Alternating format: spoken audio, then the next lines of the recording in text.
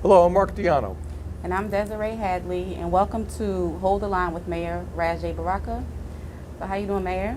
Hey, I'm good. Good. So can you just briefly explain why you decided to bring us together for this forum today?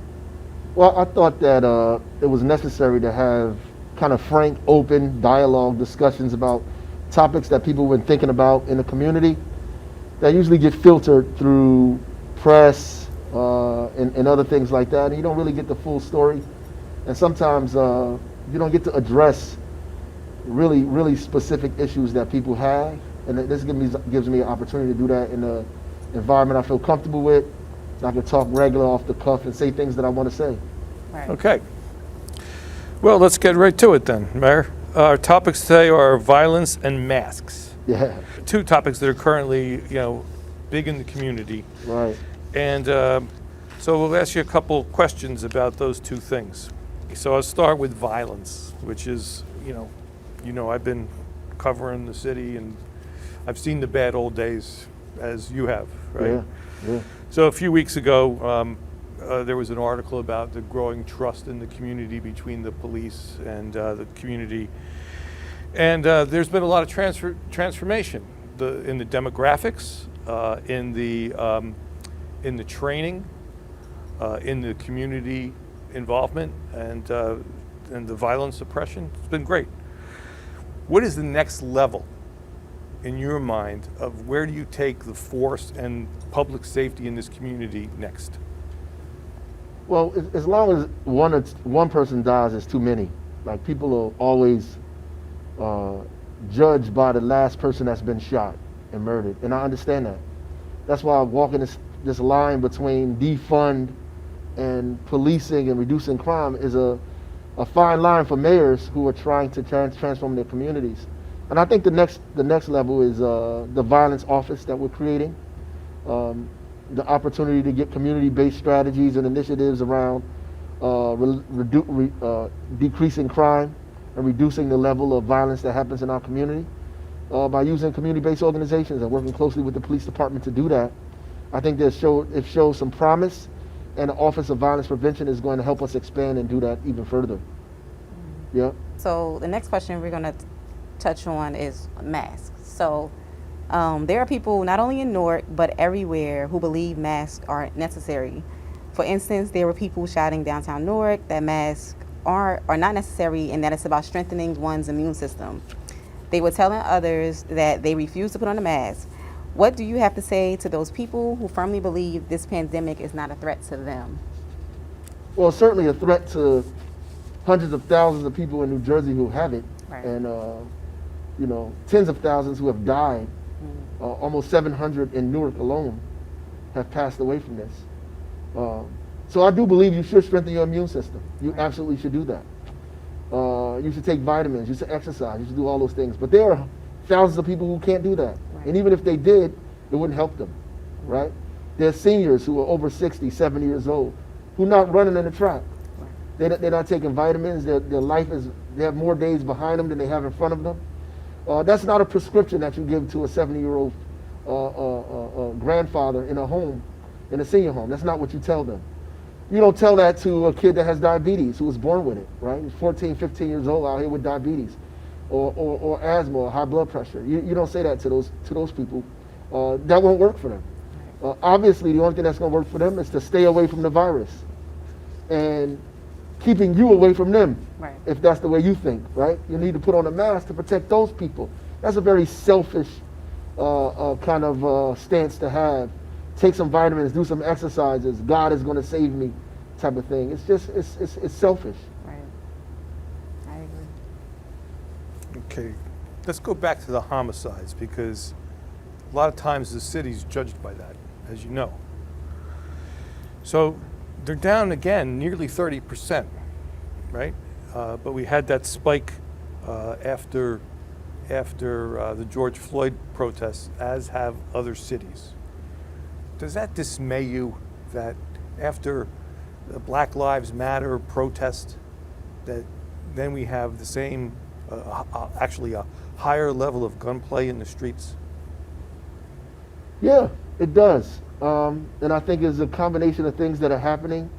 We're about to have a Zoom meeting with a bunch of these organizations around the country to talk about the increase in violence and defund and Black Lives Matter all together and what we think is happening in our community.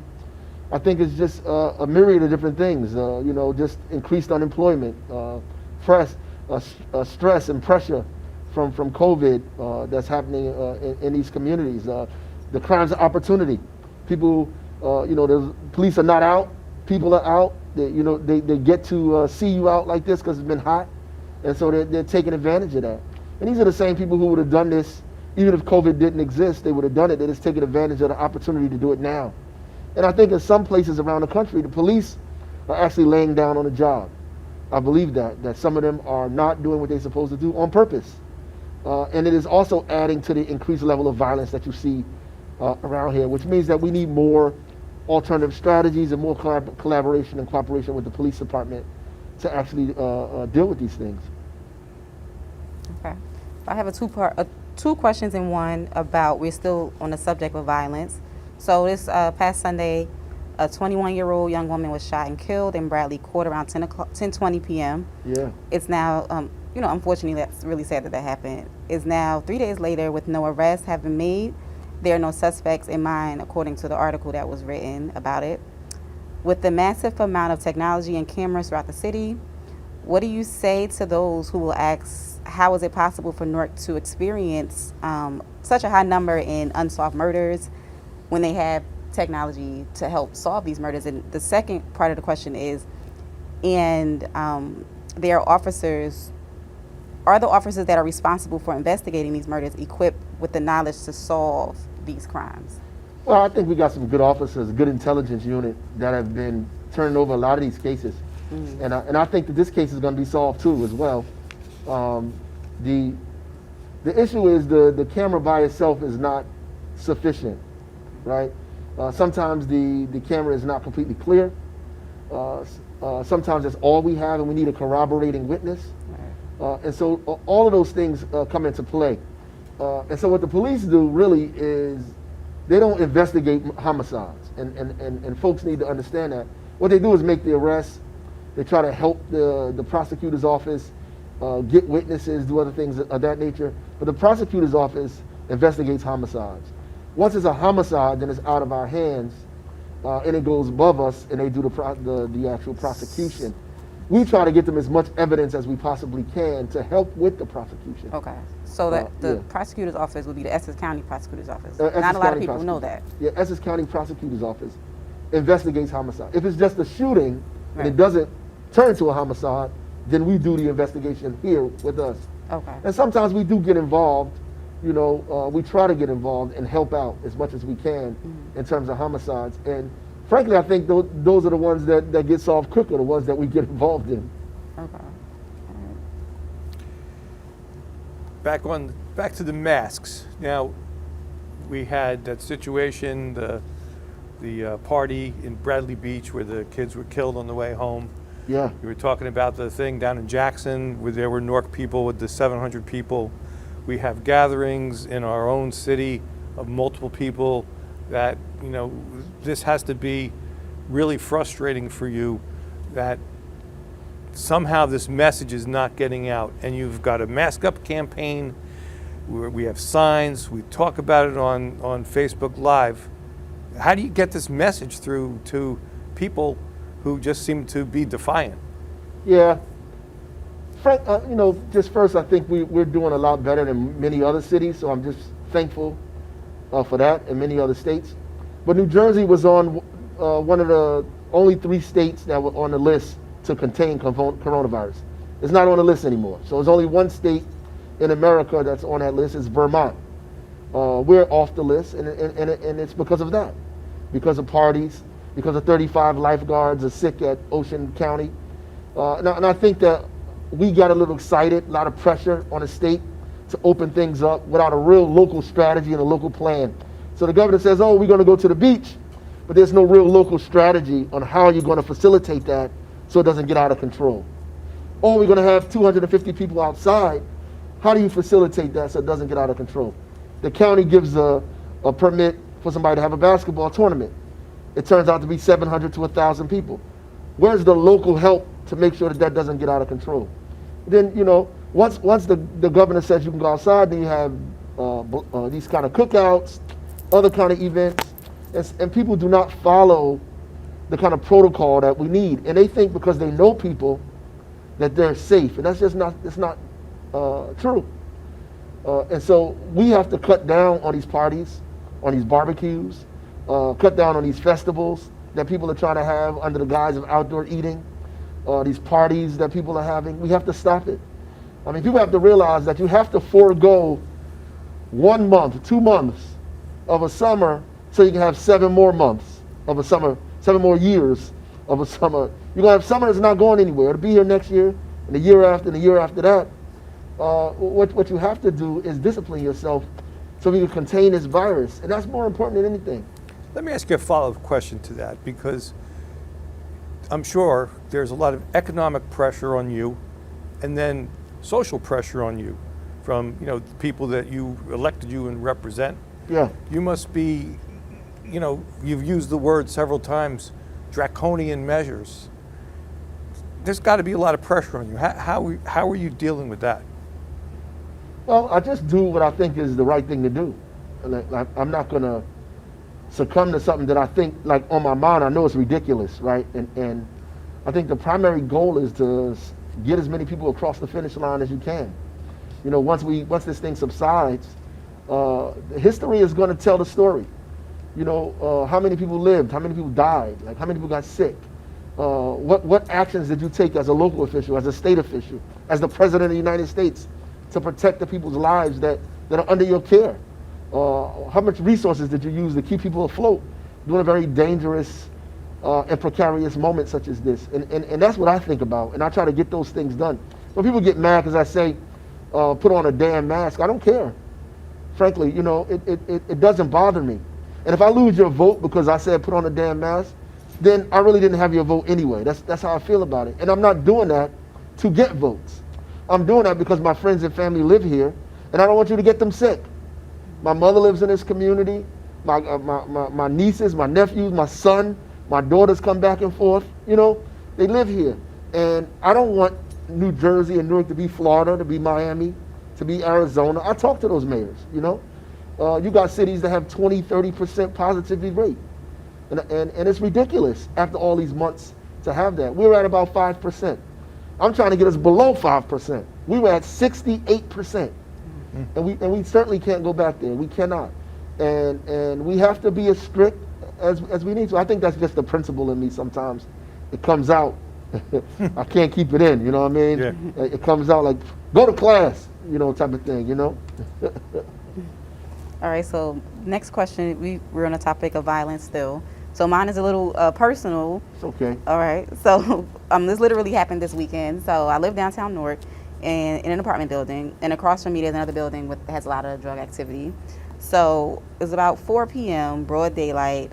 My mom was coming, parking the car, getting out the car, and she literally seen 2 young men shooting at each other. Wow. So luckily no one was hurt, no one was shot or killed or even injured, but at the same time, she questioned, and a lot of people do question, in this area, cops are always ticketing cars, and some people, what do you say to people who feel like, the cops will stop to give me a ticket, but at this time when this shooting was happening, before or after, there was no police presence. That's always the case. Right.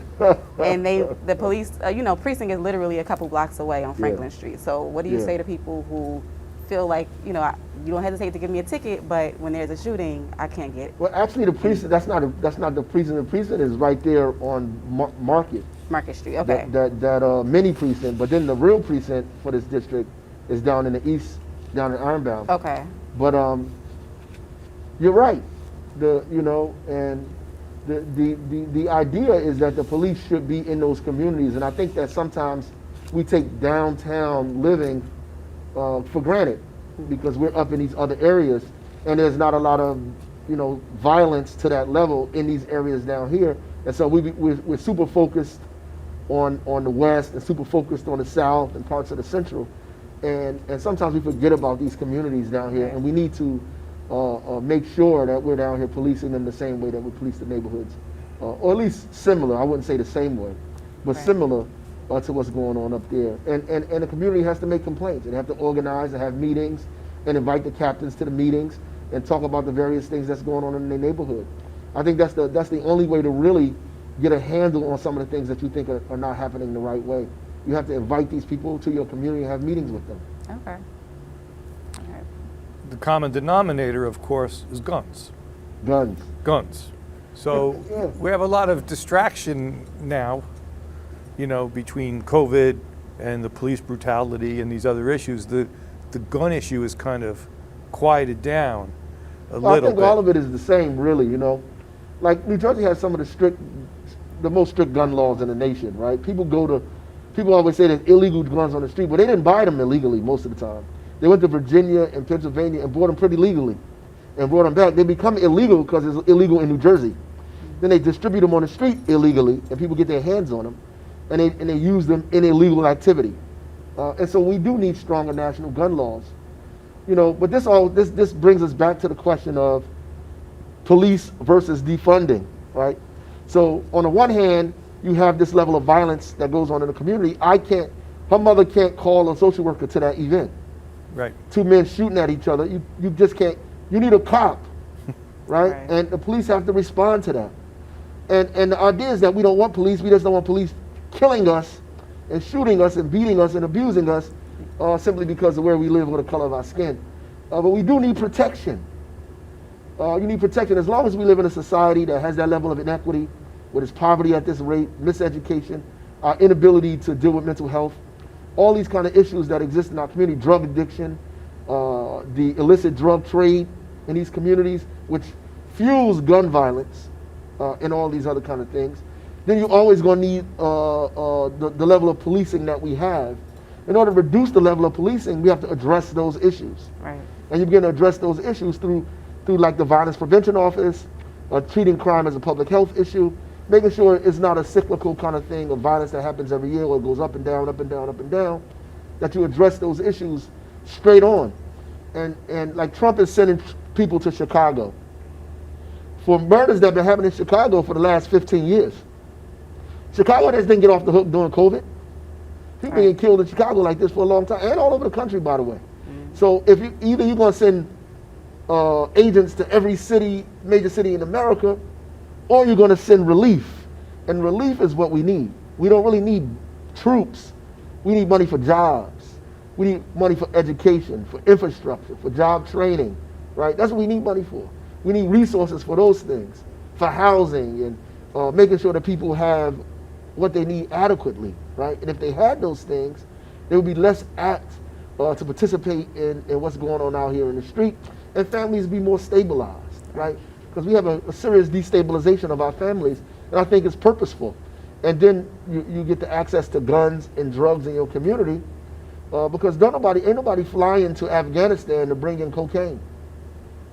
Nobody's taking a plane. That's a movie that they had, that they made up. The guys flew to Vietnam, got drugs, and brought it back. That's not the regular thing that's happening in these communities. As a leader among urban mayors, do you have a plan to go after the federal government on some type of federal government gun regulation to sort of level this playing field finally? Yeah, we've been involved in all of the national organizations and I would say kind of movements to have strict gun laws on a national level to ban automatic rifles and all the other kind of things. We're in all of those committees and groups, and we're pushing now. And I honestly think that a lot of this stuff is not going to happen until you have new leadership down in D.C. and a turnover in some of the legislators that are there. That's what needs to happen in order for us to get any movement on some of this stuff. Because right now, the NRA just has the place hostage, and so we need to begin to push that stuff on a national level. Or, well, I should say we need to begin to remove some of those people from down there, so the things that we are pushing can see the light of day. All right. So, last question: what do you think the correlation is, if any, between violence and the requirement to wear a mask? Do you think there's a correlation of defiance there, the fact that there's a peak in violence and the people refuse to wear masks? Like, what do you think that? Well, not really. I just think that there are a bunch of people who don't want to wear masks. Right.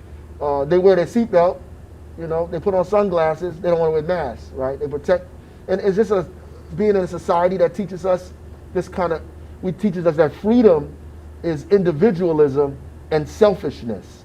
That we have this personal liberty to do whatever we want, regardless of whom it hurts. And we learn this type of stuff when we grow up in a society that preaches that to us. And we get confused and we don't take personal liberty and equate it with personal responsibility.